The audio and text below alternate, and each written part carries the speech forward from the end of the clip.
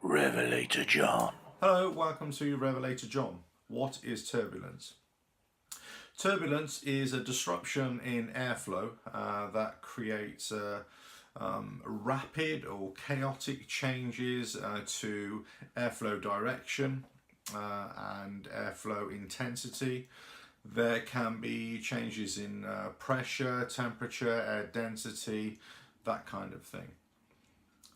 So for aviation, for example, turbulence can play a significant factor into the comfort and survivability of a flight, whether the turbulence is light or moderate, or if it's severe turbulence, that will pose the most significant risk.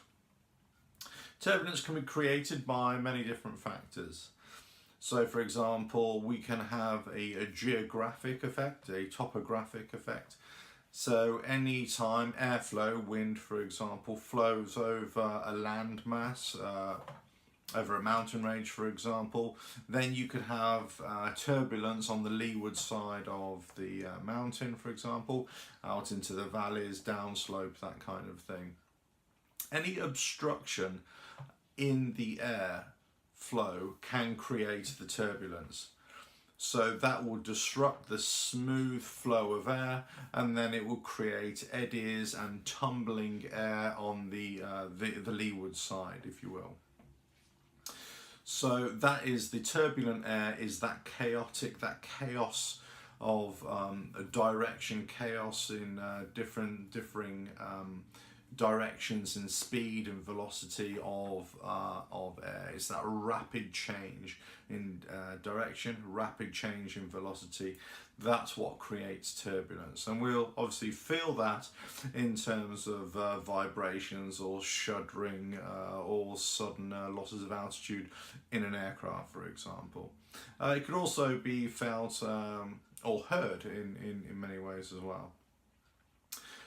Turbulence can also be created at higher altitudes in the jet streams, where we're having changes in temperature, pressure, air density amongst two pressure systems, whether high pressures or low pressures, and whether the way they interact with each other and the differences associated with those pressure systems will create turbulence along the boundary between those pressure systems.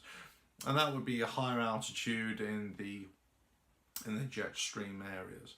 We can have lots of turbulence created by updrafts of warm rising air, thermal activity. So thermal activity, depending on the intensity, can pose a significant risk to aircraft, but also can be felt as light to moderate turbulence. And we can have some what is known as clear air turbulence, where there is no physical obstruction to the airflow, but this hot air rising, if you will, that creates this clear air turbulence that we would feel.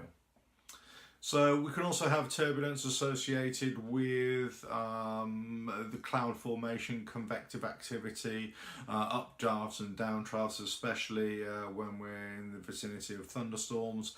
Lots of rapid changes in direction of airflow, whether it's up or whether it's down, creating this turbulent air within clouds and in and around clouds as well.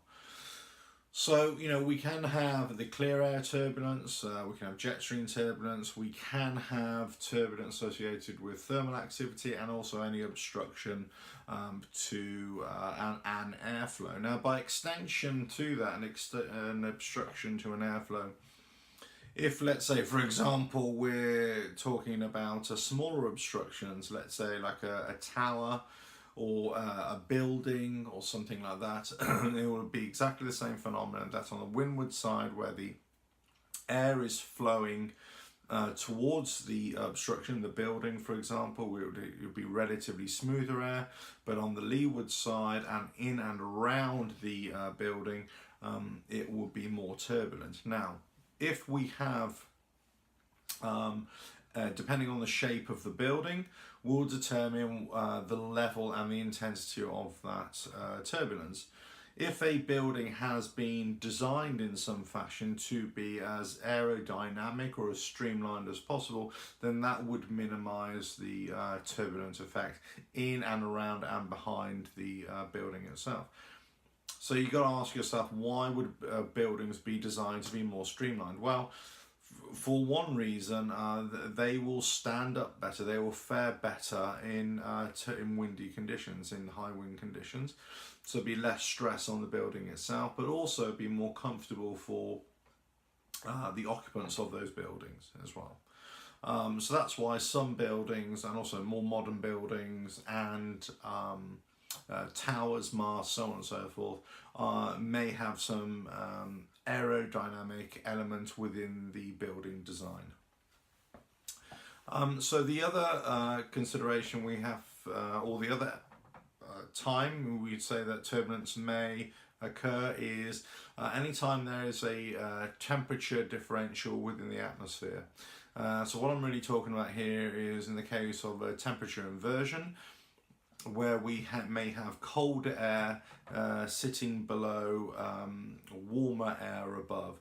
So at the boundary between the two, because of the temperature differential, we may have some airflow movement, and that may cause some turbulence as well. We also may have other vehicle induced or created or aircraft generated turbulence. So this for aircraft, we will associate this with wake turbulence.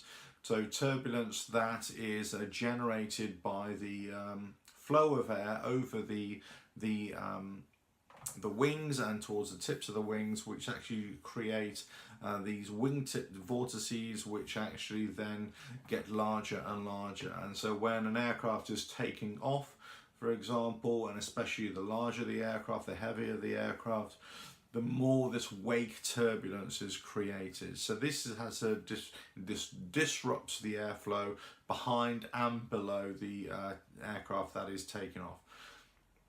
So that is called wake turbulence, and that can affect any other aircraft flying within its path. Can be actually very severe turbulence in some cases, especially to lighter aircraft. It can cause obviously damage and actually can cause crashes as well. So something to be very aware of there.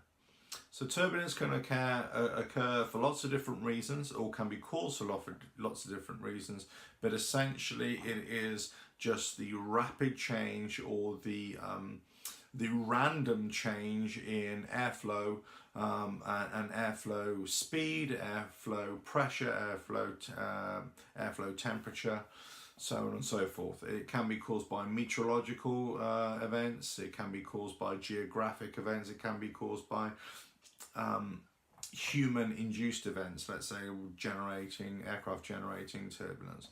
Obviously, it can also be generated by cars and by motorcycles, trucks, lorries, whatever it is. Anything that is moving through the airflow, any airflow then behind it will have a certain amount of turbulent air. So turbulence can, as I said already previously mentioned, can occur in very different forms, but for aviation purposes we'll have light turbulence, moderate turbulence, or severe turbulence. And severe turbulence is the one that could permanently deflect the path of an aircraft. It can cause substantial damage to an aircraft. So that is where we would have to be particularly concerned about, and also fly according to the limitations of that aircraft and whether it is allowed or certified to be flown in moderate to severe turbulence, for example. Thank you.